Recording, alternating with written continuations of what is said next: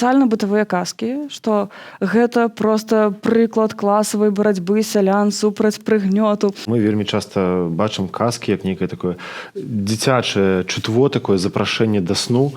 А ці гэта былі ўсё ж дарослыя людзі, іх расказвалі як анекдот? То бок гэта героі, якія атрымліваюць надзвычайныя сілы ад чагосьці невядомага. Там вогненны шар, напрыклад, закатваецца, патрапляе ў жанчыну, і яна нараджае дзіцёнка, да? Дзе сцэнарысты беларускага кіно, каб вот просто лавіць такія сюжэты трылераў. Вось зараз дрэнна, але можаш быць і добра. І гэта такая гісторыя, якой людзі дзеляцца, абмяркоўваюць і ўздыхаюць, кшталту: о, вось бы і мне так.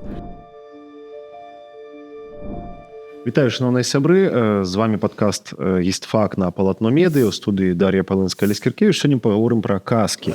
Вось казкі ў нас асацыююцца звычайна Маша і мядзведзя, нейкая залатая рыбка, нейкая барыня-сударня, ну, штосьці падобнае. І, здаецца, і нічога, можа, нейкі несцерка. У лепшым выпадку нехта ўзгадае. І таму ствараецца ўражанне, што беларусы пазбаўлены свайго такого казачнага коду.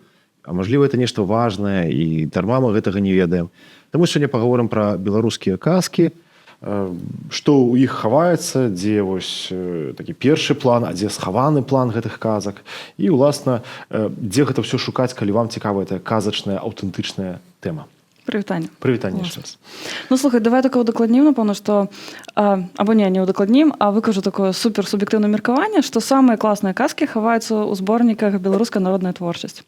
Ёсць 3, 4 альбо нават 5 зборнікаў, і там яны вось такія нават згрупіраваныя па розных катэгорыях. Напэўна, выдадзены мільён гадоў таму. Мільён гадоў таму, і там менавіта такія этнаграфічныя казкі, запісаныя там 19-20 стагоддзях. Яны вельмі крутыя, аўтэнтычныя, і вот просто вот іх чытаць, не перачытаць. Ну, глядзі, давай не будзем, напэўна, губляць час на тое, што такое казкі, чым они адрозніваюцца ад легендаў, павер'яў там і гэтак далей. Як мы можам іх класіфікаваць? То бок, ці ёсць нейкія групы, нейкі каталог, на які мы можам разбіць розныя казкі? Ёсць фармальная класіфікацыя, але яна як бы вельмі спрэчная. Груба кажучы, усе казкі можна падзеліць на казкі пра жывёлаў, казкі пра сацыяльна-бытавога характару і чарадзейскія. То бок, самое просто, элементарно. То бок жывёлы — это тое, што атачае чалавека, што вельмі блізенька. То бок наступная катэгорыя — это ўзаемадзеянне. То бок у нас ёсць селянін, і у нас ёсць хтосьці, хто стаіць над ім, або хтосьці жыве побач з ім. Но чарадзейнае — гэта ўжо такое штосьці вышэйшага ўзроўню. То бок, як бы гэта сказаць, паралельная рэчаіснасць. Паралельная, прычым магічная, такая таямнічая, загадкавая, містычная. Вось. Ну, добра, калі пра жывёл, напэўна, все ведаюць, што хто у нас в казках героі. Это воўк, ліса, мядзведзь, можа быць, шчупак ці певень, там нейкія цікавыя персанажы. І, напэўна, кожны з іх мае нейкую сваю характарыстыку. Так? Яны ж все розныя не толькі таму, што яны жывёлы і так іх завуць, а таму, што воўк там, напрыклад, он галодны заўжды, ён драпежны, але часам он няўдаха, а ліса, она хітрая. Ну, вот суб'ектыўна, як ты думаеш, хто самы моцны? Мядзведзь, мажліва, леў. Ну, што магло бы быць лагічна, правда? Ну, так. Хаця, ось, калі казаць разам, то мядзведзь — это адзін з самых такіх, вот, максімальна такіх жывёл. Кшталту ён часцей за ўсё такі баязлівы, дурнаваты, бо менавіта вот мядзведзь, ён вядзецца на ўсе прыколы лісы.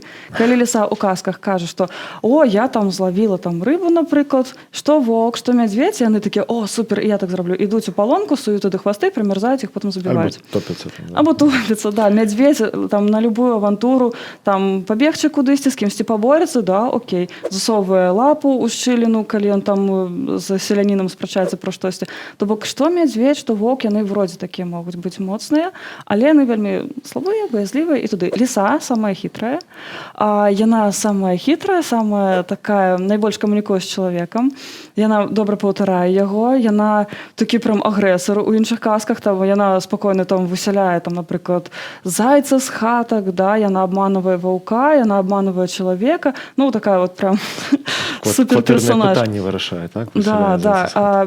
Адзін з такіх персанажаў — гэта кот. Кот часта, вось, напрыклад, ён там вызваляе пеўніка, забівае лісу, ён там разрульвае яшчэ нейкія пытанні, ён такі мудры ўжо, разважлівы, асцярожны, і ўжо такіх героях, напэўна. Самым моцным лічыцца конь. Чаму? Тому што, я думаю, тут все-таки ёсць прямая адсылка да таго, што конь — гэта важнейшая істота ў гаспадарчым цыкле. То бок конь, ён цягне на сабе ўсю гаспадарку, ну так і тут. Конь абдурвае нават і льва. здавалася, у беларускіх казках ёсць леў. Адкуль у беларускіх казках леў? Ну, Беларусы гэта- льва, здаецца, не бачылі? Гэта мы не ведаем, але мы ведаем, што ён збег у Францыю. Некая сказка, которая расказвае, што льва таксама абдурылі, вывелі яго там, і ён збег падалей там, вось, з беларускіх гэтых пусташаў, туды, дзе цёпла, спакойна. Там цяпер у Францыі леў ёсць, а у нас няма. Леў зноўку ж выступіў у такім спаборніцтве з канём, конь яго перамог. Там быў такі цікавы этап, што кшталту будзем мерыцца сілай, хто выб'е больш іскраў з камня, той, карацей, перамог. Ну, конь, понятно, падкаваны, ён выбіў, іскры паляцелі, ну, а леў яго лапы. Ну і як бы леў не перажыў гэтага і ўцёк. Такое, знаешь. Ну и птушки так само есть. Птушки ворона, але ворона это один из персонажей, которого часто сбивают, например, обои такие расходные. Той герой фільма, который мае загінуць адным з першых. Да.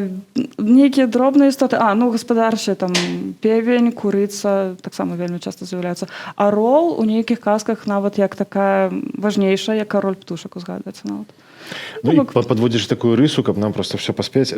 За гэтым чытаюцца просто чалавечыя характары, чалавечыя персанажы. Маўляў, за кожнай жывёлай селянін, умоўна, заўважаў пэўныя характарыстыкі і ўжо на гэта накладаў чалавечыя тыпажы. Хто хітры, хто моцны, але дурнаваты, хто больш, там, не ведаю, мае шчасце, там, нейкай удачы выпадковай. Да, як бы лічыцца, што казкі пра жывёлы, яны самыя старажытныя. Бо гэта самы просты вобраз, які ты бачыш, табе не трэба нічога прыдумляць, ты просто фіксуеш. Ну і можна паглядзець потым на мянушкі, напрыклад. Хітрая кліса, да, то бок это вот узялі гэты вобраз і просто пераносяць яго, ну, якасці чалавечыя пераносяць на жывёлу, а як бы ўжо імя жывёлы пераносяць на чалавека. Ну. Глядзіце наш выпуск пра прозвішчы. Я цяпер перакачваў таксама беларускія прозвішчы. Заяц, там, воўк, пайшло Ваўковіч, там, і гэтак далей. Таму чалавечыя характары накладаліся на характары жывёлаў, адтуль ішлі і мянушкі. І адсюль, уласна, чалавекападобныя персанажы казак, которые, уласна... Которые жывуць як людзі, дарэчы. Якія жывуць, будуюць дамы, напрыклад, будуюць дамы, носяць вопратку там, і гэтак далей. Добра, і адсюль мы плавна перацікаем да сацыяльных казак, дзе ўжо, уласна, людзі выступаюць. Да, але людзі ў розных сацыяльных роляў зноў жа, так? То бок там ёсць і селянін, і поп, і ксёндз, і рабін, і цар. Усе, хто у нас ёсць у нашай уласнай прасторы.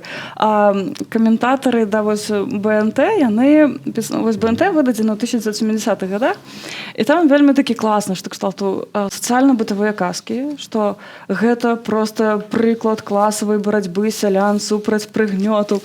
Гэта вельмі цікавая характарыстыка, але па-за тым, вот, яны заўсёды такія вельмі бытавыя. Сацыяльныя казкі, яны афігенна кладзяць пра быт і нейкіх этнаграфічных матэрыялаў. То бок назвы прадметаў, нейкая паслядоўнасць дзеянняў, штосьці такое, яно вось проста для этнографаў, яно, напэўна, таксама вельмі важна можа быць. Не ведаю, наколькі гэта выкарыстоўваецца, але у нас заўсёды ёсць селянін, который валодае нейкімі якасцямі. Ён дурны, альбо ён разважлівы, ён хітры, часцей за ўсё хітры. І ёсць яго вораг, поп, прычым неважна, поп, або ксёндз, або рабін. Так, потым у нас ёсць цар у некаторых казках, альбо пан. І паны, яны таксама адлюстроўваюць як бы, тая самая рэчаіснасць. Часцей за ўсё пан, ён такі злы, там нейкі жорсткі, б'е, не плаціць і гэтак далей. Таксама, дарэчы, і пані сустракаюцца ў казках, і яны часам такія дурнаватыя. Ёсць такая казка пра адна з такіх папулярных сюжэтаў, кшталту, што вось селянін вырашыў абдурыць пань. Ён прыйшоў да на падворак, а там у яе свіня. І ён пачаў свінне кланяцца з парасяткамі. Вось, і пані гэта ўбачыла, падумала, што ён нейкі дурны, спытала, чаму, ён кажа, вось, моя свиня запрашае вашу свиню ў госць, а гэта не хоча ехаць. Яна выдзеліла яму телегу, да, пагрузілі свиню, ён паехаў спакойна і павез дадому. Прыехаў пан і кажа, ты дурная, на сваю жонку, едзе следам і спрабуе як бы гэта забраць. Але мужик яго дурыць. Ёсць такая цікавая версія, вельмі такая непрыстойная, прабачце, што гэты мужик, значыцца, ён хавае телегу з парасятамі ў лесе, сам на дарозе кладзе кучу, накрывае яе шапкай, а калі пан пад'язджае, кажа, што вось той, хто у вас пёр свіню, ён паехаў туды. Вы тут патрымайце шапку, там суперкаштоўны шчыгол. Значыцца, пан купляецца на гэта, бярэ, трымае шапку, потым яны спрабуюць злавіць шчагла са сваім кучарам, і пан вот это все прямо руками загребае, і у выніку яны разумеюць, што іх мужик надурыў, што яны самі між сабой апынуліся трохі дурнейша за гэтага. Я уже забыў, з чаго пачалася эта гісторыя, па шчырасці. Добра, тут такое прамежкавае пытанне. Хто быў адресатам гэтых казак? Ці гэта былі дзеці? Таму што мы вельмі часта бачым казкі як нейкае такое дзіцячае чутво, такое запрашэнне да сну. Ці гэта былі ўсё ж дарослыя людзі, іх расказвалі як анекдоты? То бок гэта, калі вельмі груба параўнаць, то героі тых казак это тагачасныя Равшан і Джамшут, альбо там нейкія камедыйныя персанажы, пра якіх распавядаюць цікавыя гісторыі на мяжы анекдотаў нават, ну, в тагачасным разуменні. У многіх казках закладзены такі сэнс, што яны наўрад ці могуць быць зразумелыя дзецьмі ўвогуле. То бок гэта для дарослых прадукт. Ну, мы ж не ведаем такую паўсядзённасць. Мы ведаем, што беларусы вечарамі яны рана клаліся спаць. Але у нас ёсць сам фактар, што вельмі часта вялікую частку года ты проста маеш свабодны вечар і не маеш чым заняцца. Табе трэба пра нешта размаўляць. Ёсць, ну, афіцыйнай версіі таго, каму гэта расказвалі, няма. Гэта для дзетак, да? Окей, навучыць, паказаць, што людзі бываюць розныя, ёсць там дрэнныя, ёсць там злыя. Характары розныя, і вось ёсць карма. Калі ты такі, табе будзе так. Але таксама у нас жа ёсць вядомы прыклад шляхціца Завальні, да? Чым сюжэт нават што? Ёсць пан, які любіць слухаць казкі перад сном. Або проста, каб яму апавядалі байкі гэтымі вечарамі, калі няма чым заняцца. Ёсць таксама казкі пра тое, казкі раздзелу небыліцы. Это калі вось пан шляхціч, ён загадвае прывесці там сялян, напрыклад, альбо шукае сялян, хто зможа яго здзівіць нейкай казкай. То бок і ён просіць, каб яму іх расказвалі. То бок гэта такія гісторыі, самі казкі, яны па сабе часта вельмі такія вострыя, вельмі гратэскныя, вельмі крытычныя. Таму яны больш на дарослую аўдыторыю.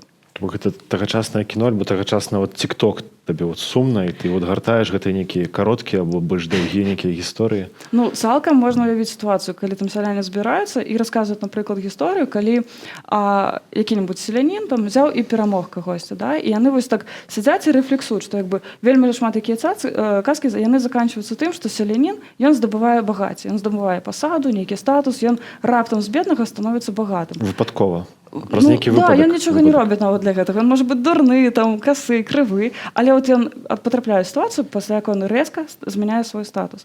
І гэта прикольна, гэта такая вельмі паўтаральны сюжэт, і можа быць у гэтым ёсць такая нейкая агульная ідэя, агульная мара, што вось зараз дрэнна, але можаш быць і добра. І гэта такая гісторыя, якой людзі дзеляцца, абмяркоўваюць і ўздыхаюць, кшталту, вось бы і мне так. Такая антыпратэстанцкая этыка, то бок там трэба шмат працаваць, каб стаць багатым. А ў беларускіх казках працаваць не трэба. Ёсць удача, ты знайшоў чугуны, ты з золатам нейкія. Паглядзіце нашу першую серыю пра скарбы. Скарбы таксама вельмі часта абыгрываюцца в казках. Іх шукаюць там і ведзьмы, і розныя людзі, і папы, дарэчы, шукаюць. Папы, што цікава, в прынцыпе, прыслужнікі культа, яны ж вельмі часта таксама гратэскна падаюцца. То бок яны нейкія альбо прапойцы, альбо хцівыя людзі, альбо чужаложнікі. Вось, то бок, здаецца, гэта сакральная фігура у вёсцы, у этой мікрасоцыуме, але вось гэта такая сапраўднае стаўленне альбо спроба пажартаваць з чагосьці сакральнага, она ўвайшла ў казкі як такі вось анекдоты, спроба пасмяяцца над чымсьці такім, нібыта важным. Ну, фактычна святар любой рэлігіі, ён трохі вышэй за чалавека. Ён там вось вяшчае пра то, што ўсе людзі роўныя, там вы павінны там маліцца, каб патрапіць у рай, быць шчырымі, але чалавек бачыць, што ён сам гэта не робіць. То бок і таму, да, і нізавая крытыка, карацей, так? Ну, да, і вельмі часта вось таксама папулярны сюжэт, калі селянін, ён нешта так дурыць гэтага пана, там разводзіць яго на грошы, да, там, што там выконвае нейкія такія яго заданні, у выніку якіх ён на нейкі момант становіцца вось адчуванне сваёй значнасці ці штосьці такое.